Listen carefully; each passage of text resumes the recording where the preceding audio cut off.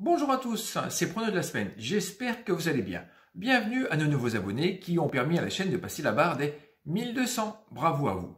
À ce jour, on a une bankroll de 845 €. L'objectif est de passer pour la fin du mois les 1000 €. Avant de passer au prono du jour, je souhaite quand même passer un petit coucou à PronoWin que je viens de découvrir et que je trouve bien sympathique. En message privé, je lui dis bon rétablissement mon ami suite au Covid et bon retour sur la toile. Abonnez-vous à sa chaîne, il le mérite. Vous trouvez son lien dans la description.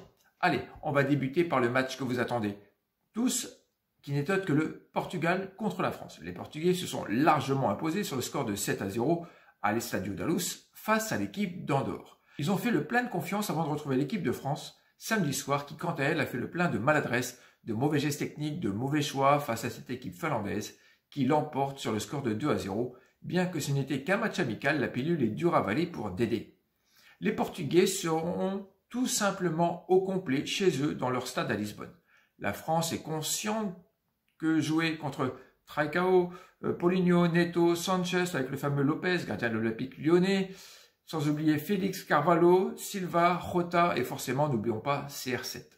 C'est une équipe qui a des choses à dire et je pense qu'il y a des choses à écrire une nouvelle fois contre la France. Je vous rappelle quand même que le Portugal n'a plus perdu un match depuis 2016 dans son stade en match officiel. À vous rappeler quand même qu'en 2016, le Portugal nous avait battus. Maintenant, suffisamment parlé des Portugais. Parlons un petit peu de nos Français. Que s'est-il passé contre les Finlandais? Sur 24 tirs, seulement 3 tirs cadrés, 72% de possession de balle, 765 passes dignes d'une équipe du Barça ou du Real, avec une précision de passe de 88%. Et malheureusement, c'est 12% de passes loupées qui étaient les plus importantes. Des prestations qui ont sérieusement déçu par faute de temps de jeu, de méforme, etc. Ensuite, Didier Deschamps devait composer avec ce qu'il avait. Enfin, en tout cas, c'est ce qu'il dit.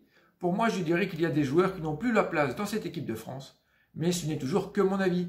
Et à cette heure-ci, on ne sait pas encore si Mbappé sera de retour, qui est quand même le sérieux joker de cette équipe française. Mais une belle surprise quand même avec la première sélection de Thuram qui a su être présent.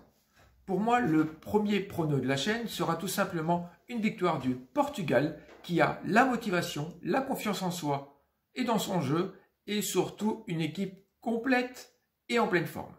Ensuite, nous avons la rencontre Belgique-Angleterre, un autre combat de coq. En fait, j'ai choisi cette rencontre en l'honneur de TJ de Jordi. Il fait tellement de boulot pour la chaîne que je ne pouvais pas passer à côté de cette rencontre. Allez, on va en parler vite fait quand même. N'oublions pas que la Belgique est leader de son groupe avec 9 points. Ensuite, nous avons le Danemark avec 7 points, égalité avec l'Angleterre. Et en toute dernière position, les Islandais avec 0 points. Le Danemark va certainement s'imposer face à l'Islande. Donc, c'est un match important ce soir. À l'extérieur, les Anglais ont seulement marqué à 2 reprises. Ouais, ça pêche sérieusement. Je vous rappelle comme ça, à titre indicatif, que les Belges n'ont plus perdu depuis 2016 chez eux. Et si l'on parle de meilleurs buteurs, alors n'oublions pas Lukaku, Mertens, Batshuayi sont dans les 10 premiers du classement. Où sont les Anglais? Ils sont à la 24e place avec Mount et Rashford avec un but. Je ne vois tout simplement pas les Anglais l'emporter en Belgique lors de leur dernier déplacement qui n'était autre qu'au Danemark, qui est un pays plus facile quand même à jouer que les hommes de Courtois. Pour moi, la Belgique peut faire un sérieux pas pour être à la tête de série de son groupe. Donc, on récapitule, les pronos de la chaîne seront tout simplement la victoire de la Belgique et du Portugal, et tous les deux sont à la cote de 2,35 et chaque prono aura la mise de 20 €. Si toi aussi tu as un avis concernant ces rencontres ou voire même d'autres matchs, n'hésite pas à laisser un commentaire. Cela ne te coûte toujours rien, sauf mouiller ta chemise.